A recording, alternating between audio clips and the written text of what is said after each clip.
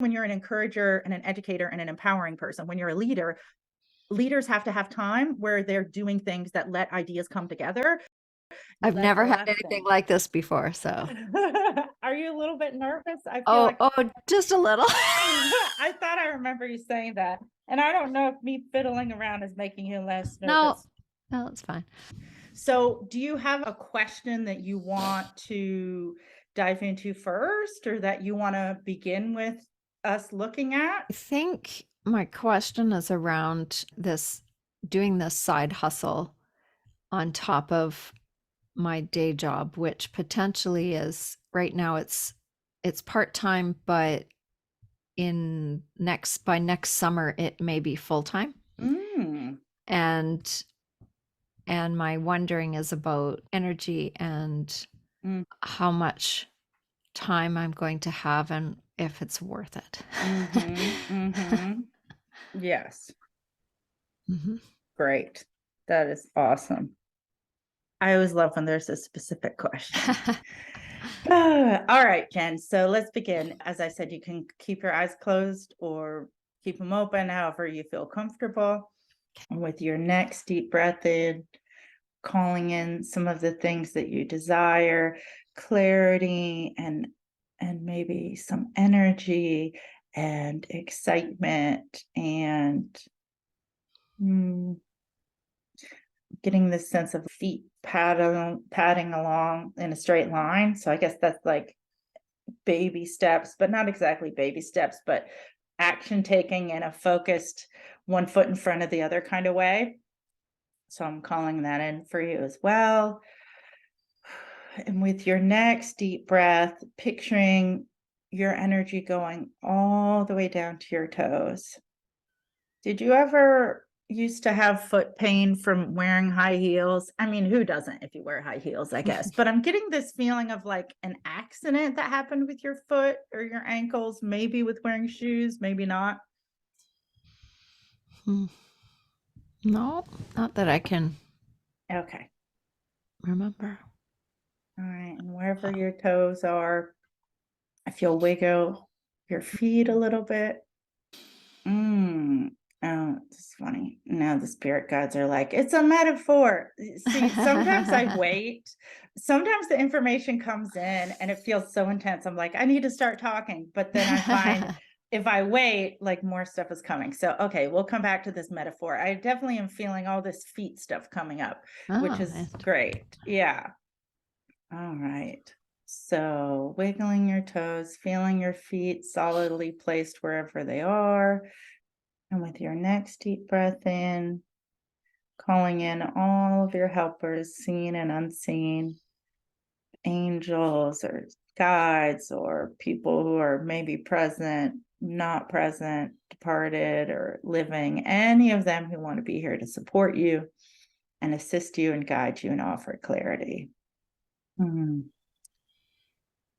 So I'm going to give you a moment because I have a few things that are coming to me. But this is interesting because typically when I already know the intention someone's coming in for, I have a lot more information to share. But what they're asking me right now is to ask you.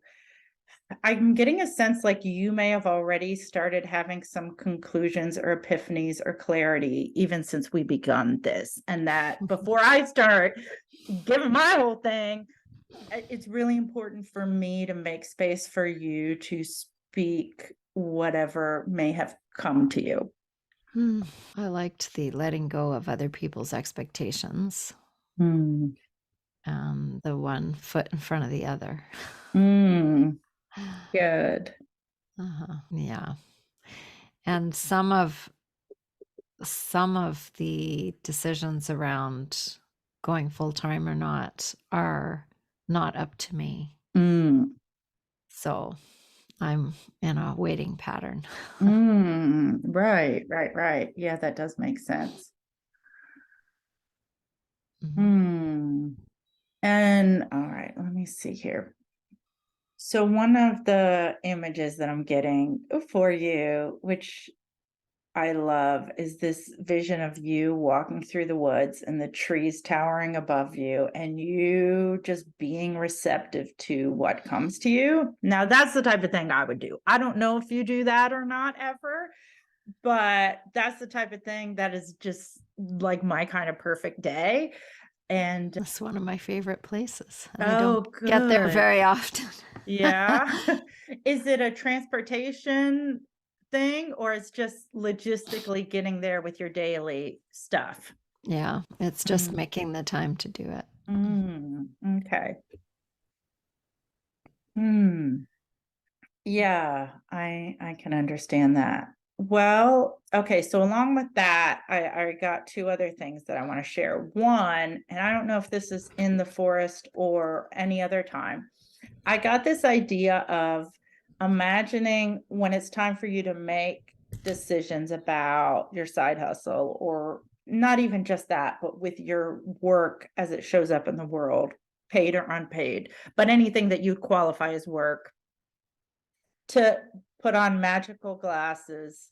I'm saying magical because it's a metaphor of like you visualizing putting on, okay, now I'm going to put on my clear seeing glasses so I can see what am I actually going to choose next. And I got this impression it's not that you would wear them all the time when you're doing business, but when or doing your work or your side hustle, but that when you are looking at the long-term vision or assessing things, that it's really important to picture, okay, now I'm going to put on a different lens, a different way of looking at things. And oftentimes going out in the woods helps us have that clarity too, because I mean, I'm working on this book right now about talk to the trees, but I feel like there are wise elders who are there and they've lived so much lifetimes and experiences. And so there's so much we can learn from them. And so even just being out there, you can be absorbing so much of that insight. And the other thing that I keep on coming back to, I'm so excited to tell you about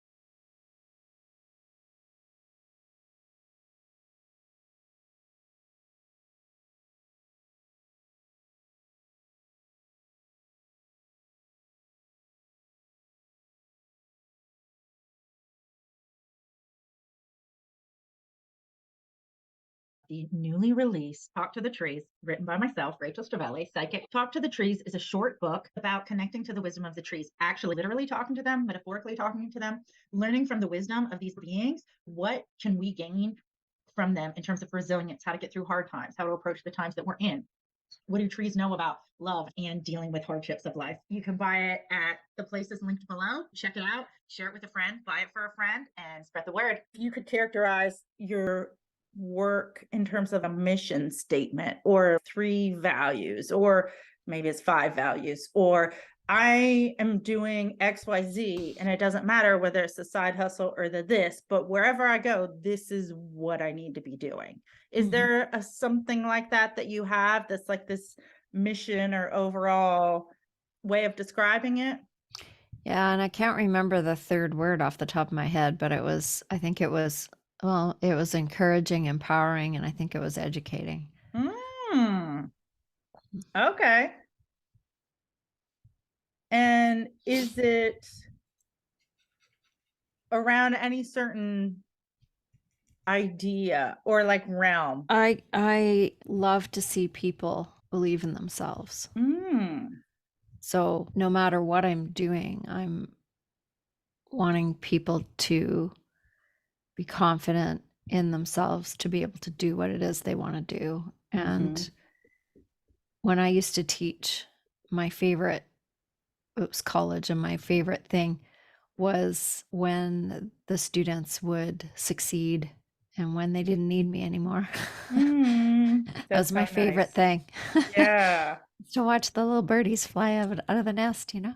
Yeah. Uh, That's so cool because the other image I keep on getting for you, and this is even before we got on the call, I started getting this image for you yesterday, was doves flying, but I feel like there's more than just what you're saying. I don't, do doves have any special significance for you? Not that I can think of. Okay. Yeah. Okay. Well, I'll go back to that later and see if there's any more about that. Cool. So when the birds fly and leave the nest.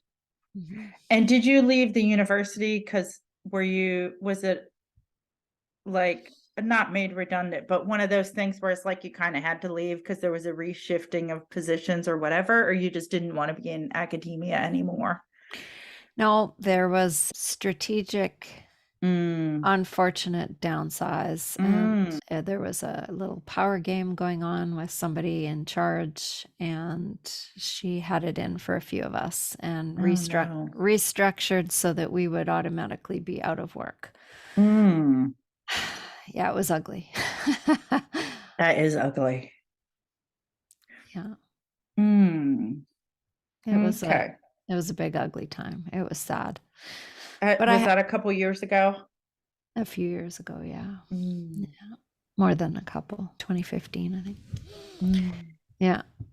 It was an interesting time of really ending up feeling, after being angry, feeling really sad that somebody's whole purpose in life was to Mm. be in charge of a department, and that whole thing was that person's whole life's purpose, Mhm. when in reality that doesn't mean a lot. Mhm. I mean, so it made her feel good, I guess, Mhm. and then I feel sad and sorry for somebody who's wrapped their entire existence up in being powerful in this tiny corner of life. Mhm. So it took a long time to get to that, but Yeah, well, I'm proud of you. That's a lot of emotional work to get there. yeah. Mm. And you know what?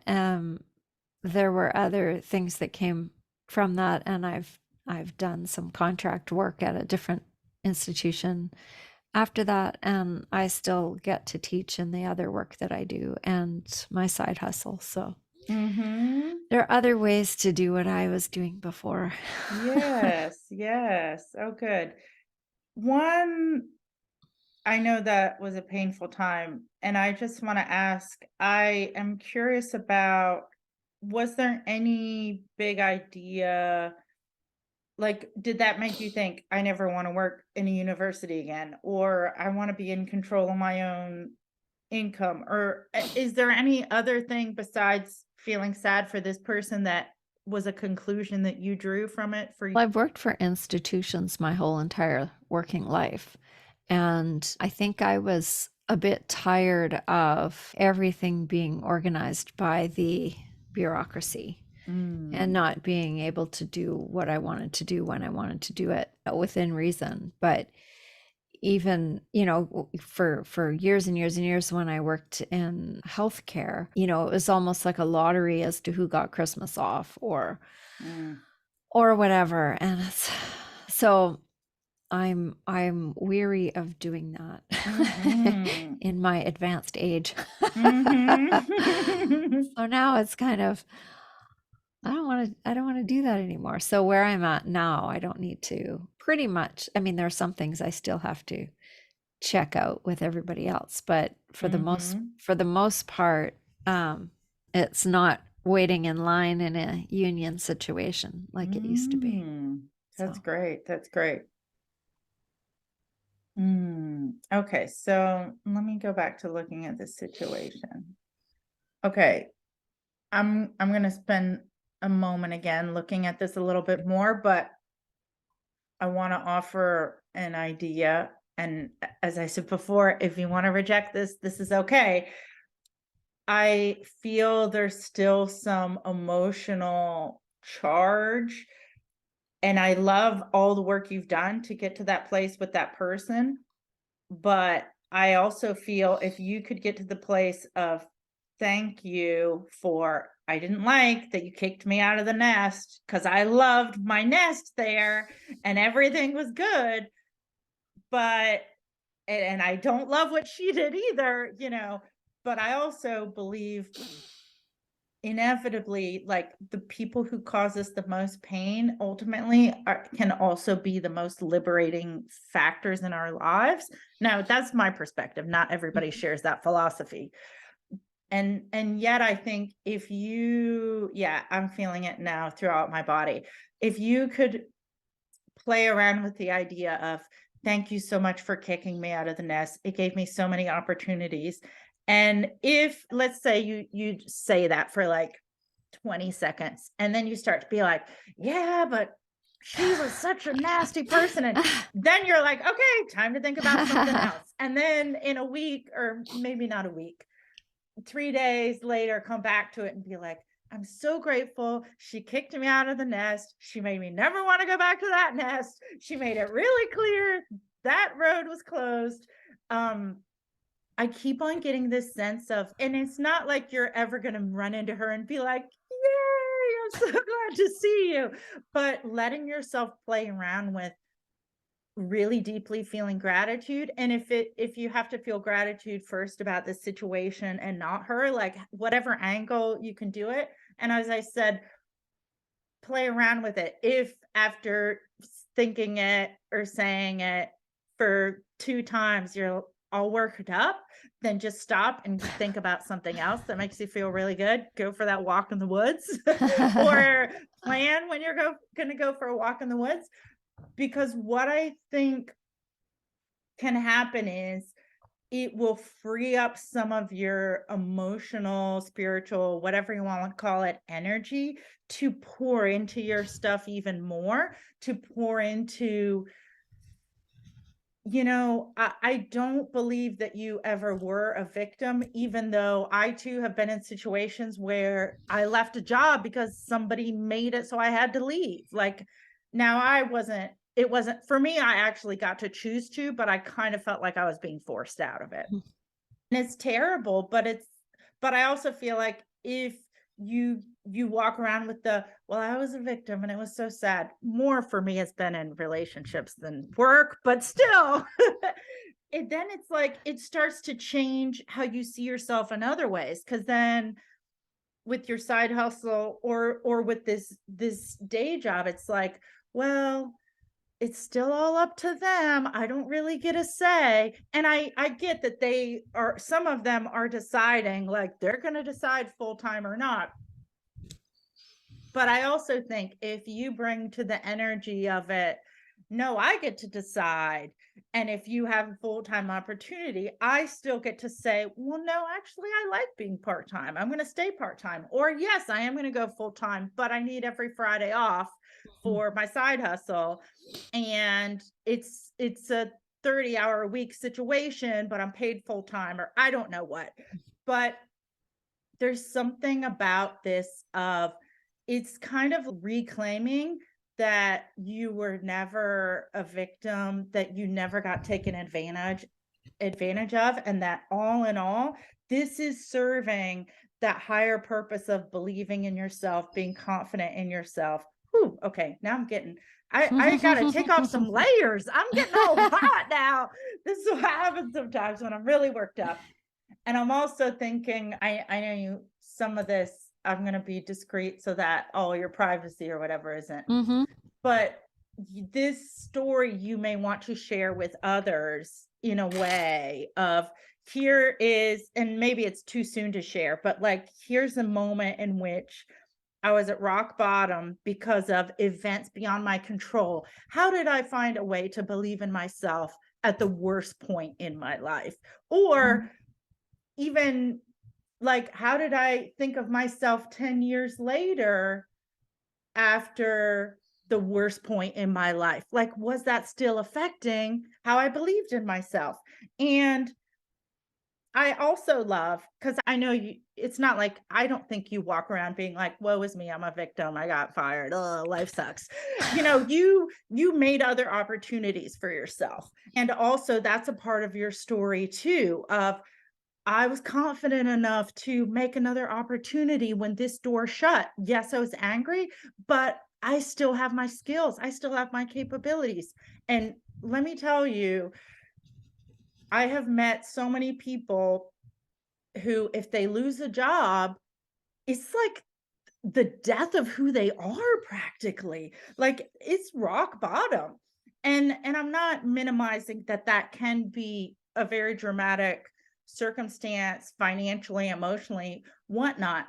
But also, if when you're in that rock bottom, if you have this perspective of, I still have my skills, I still have contacts, I'm still me, I can still go and find another opportunity, reminding, I can see you sharing this story with people, reminding them, even at your worst, what do you still have for your benefit? And how can you remind yourself of that and find another place where they honor that, where they value that, where they believe in you as much as you believe in you?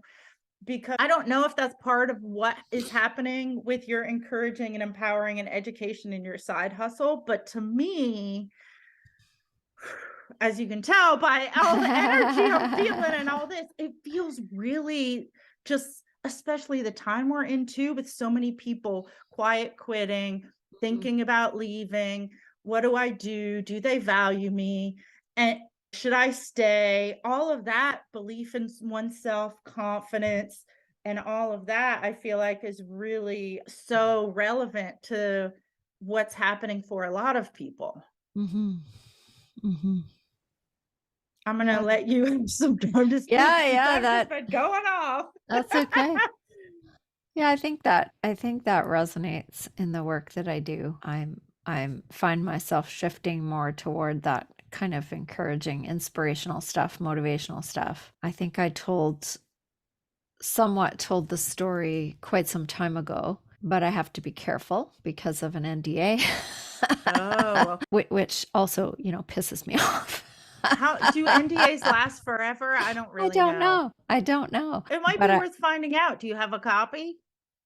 probably somewhere, I don't know. I was just such in this, I developed panic attacks. Oh. It was a really brutal time with a lot of mental abuse, Mm-hmm. a lot of game playing, a lot of Mm. power play, a lot of silliness that was just beyond ridiculous. Mm-hmm. And, when you have the head honcho of the union sitting there looking at you going, I can see exactly what's happening and there's nothing we can do about it. And I'm Mm. sorry. At least I had that validation that, Mm-hmm. that that the powers that be knew what was happening and their hands were tied Mm-hmm. politically. Mm.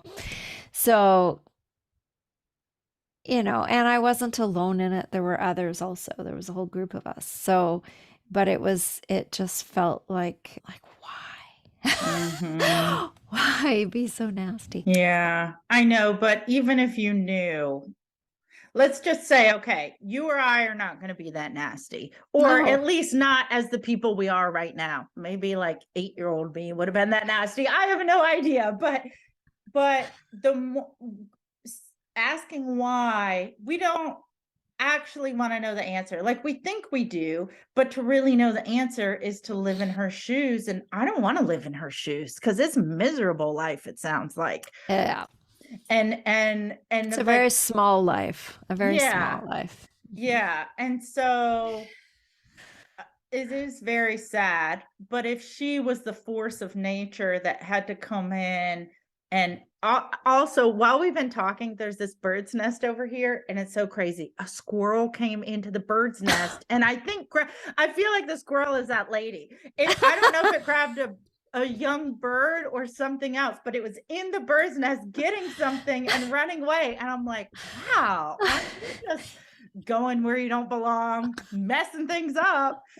But it's like, for some reason, I don't know all the reasons, squirrels do that. To me, it feels, with my human mind, it feels unkind, cruel, all of that. And like, that's the same for this woman. There's a cruelty to it, but I don't know that we can understand the cruelty. At least I don't really want to understand it, but I want to understand how can we gain new perspective from it, and of course never get there again. But what else? I'm trying to think of if there's another thing I have to say about that. I know what you mean about the why. And I also think it's possible your work, you're encouraging and empowering and helping people to leave the nest and take flight, is going to be even bigger now than it would have been then. Hmm. Hmm. Yeah. Yeah, it feels like that. I've always had that. I've written it down. I've got it, for a long time. That's been sort of my mission, my aim. Mm-hmm. And even with friends, it doesn't matter who it is. It's part of the purpose of the work that I do. Mm-hmm. Mhm. Yeah, that's so good. I love that. And hey, she couldn't knock you out of the nest forever. It's not like you're like, fine, I'll just go, I don't know, be a Mhm. carpet cleaner. Not that there's anything wrong with that, but it's like total 180. And you're like, Mhm. I'll just do this and do a great job and have a great life and never think of that again. No, you didn't stop who you were.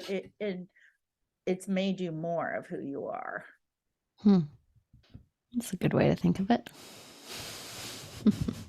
Yeah. Okay, so I'll have to go in a moment, but I'm going to see if there's anything else, because I know I haven't given you a ton of tangible things about what you asked. It's okay. I do like what I said before about the importance of you recognizing that you have the choice when they come to offer you this full time, Mhm. whether you take it, whether you stay part time, whether you negotiate to work with your side hustle. And I don't know yet. I feel like would have if I would have had more time to focus. I don't know yet all about like the financials of your side hustle, but I do feel one of the feelings I get is like tiny little sparks everywhere, almost like you're igniting fires in people Mm. all over. And Mm. that feels very positive. Mm. And I also do, well, I don't get a no. Like oftentimes I'll get a very clear no, or I'll even get a maybe. But to me, it feels that as long as you're doing this, like we said, of putting one foot in front of the other, also, I really think getting more forest time in, like maybe even making it a part of your I've now said 1 day a week Mm, when it's my work day, I need to go to do a dance class in the mm, day, even though it mm, takes away from my work hours, because that energizes me so much. mm, And I mean, I could equally go out to the woods too, but because that energizes me a lot, mhm, but that might take a little bit longer. Regardless, that's the choice I've made. It feels something like that might feel like, oh, well, time wise, it doesn't make sense. And yet, the ideas that can come to you, the peace, the perspective that then you bring back to your work, mm, you, especially when you're an encourager and an educator and an empowering person, when you're a leader, leaders have to have time where they're doing things that let ideas come together, mhm, and the forest is a perfect place to do it because it looks different depending on the day, or all of that. It's the perfect place for your ideas to come together while you're getting some fresh air, moving your body and all of that. So I like the idea. I don't know if you have a time where, let's say once a month, you have it scheduled. This is my visionary day where I look mhm, ahead and I look at the past and evaluate and assess. But mm, if you did do that, maybe you'd start the morning with a hike and then come back, put on those imaginary glasses I talked about before, and then plan out and evaluate, use your CEO mind to assess. And I love that, thinking of a way of that type of visionary leadership guiding what you do. mm. Yeah. Sounds good. Oh, good. Well, we have to go here in a moment. And I'm curious if you could let, for the people watching and also for yourself too, as well, how could you assess or evaluate or measure, did you gain something out of this time together today that would be of tangible use for you? Or tell me about what you thought about this. Well, it's not as scary as I thought it might be. Oh, good. I really like that. I mean, I love forests. I live in a forest pretty much. Yeah. But Yeah. there's a forest about 10 minutes from here that I Mm. always love to walk in and have not done that recently. And my dog would seriously love me more if I took if I Yes. went there more often. I found it very interesting about freeing up emotional energy. And I'm Mm. curious that even though it was several years ago that there's stuff still stuck there. Mm. That why should I leave it stuck there when I can Yes. use it when I could use it Yes. now? Exactly. So And that's fascinating. it's Yeah. it is to me too. When I first, I don't know where this came to me, a meditation when I was doing a video for YouTube. I don't remember. And I just thought, wow, I never knew that it's almost like either emotional baggage that we can't see or we leave parts of ourselves. It's like if we bring it all back, then we have so much more energy and attention and all of that. Mhm. Yeah, that's very cool. Mm. So that gives me something. I took a few notes that, yeah, that and the idea of sharing the story. To think about Mm. how to do that carefully. But Mhm. yeah, I think I have lots to think about now. I'm so glad. I'm curious Yay. about the feet thing. I have had some feet issues, not pain, but feet issues Oh. lately, and for a couple of years been trying to fix that, but it's not Mm. working yet. Well, I we picked might I have to go now, but think yeah, about if we need to come back to this. And maybe so you'll get this recording. You can re-listen yeah. and maybe see, okay, what do my feet need to tell me? Do I need to keep on moving? Do I need to walk away from the stagnant energy of here? Do I need more walk? I don't know what. But yeah, there's something there for you. So, I'll take them to all the right. forest and maybe I'll Yes. find out. Oh yeah, maybe they just need more time walking on the moss. Yeah.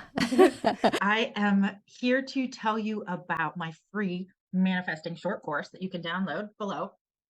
It's 5 days of doodling and manifesting, getting you to look at manifesting in a fresh new way and getting that creative muscle working so you can start making new connections and seeing new things that you have never seen before. Go ahead and download that free course below.